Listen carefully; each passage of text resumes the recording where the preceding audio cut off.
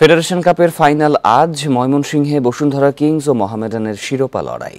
প্রথমবার ট্রেবল জয়ের অপেক্ষায় কিংস ফুটবলাররা, অন্যদিকে ফেড কাপে শ্রেষ্ঠত্ব ধরে রাখতে চায় মোহামেডান। ম্যাচ শুরু হবে বেলা ৩টায়। শনিবার পঞ্চম লিগ শিরোপা জেতার উল্লাস করেছে বসুন্ধরা কিংস।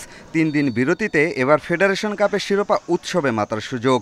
বুধবার ফেড কাপের ফাইনাল, প্রথমবার ট্রেবল জয়ের স্বপ্নকে সঙ্গী করে ময়মনসিংহে গেছে কিংস দল।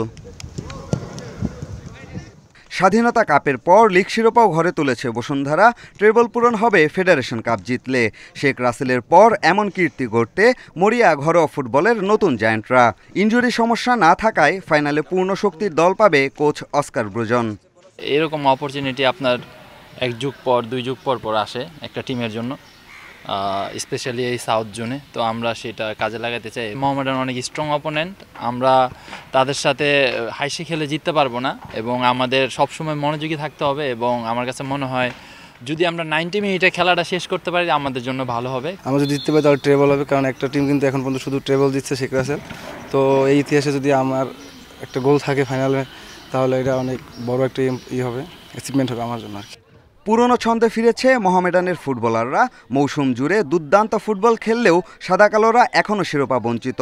একমাত্র দল হিসেবে চলতি মৌসুমে বসুন্ধরাকে একবার হারের স্বাদ দিতে পারলেও তাদের কাছেই স্বাধীনতা কাপ ও লিগ স্বপ্ন ভঙ্গ হয়েছে মোহামেডানের।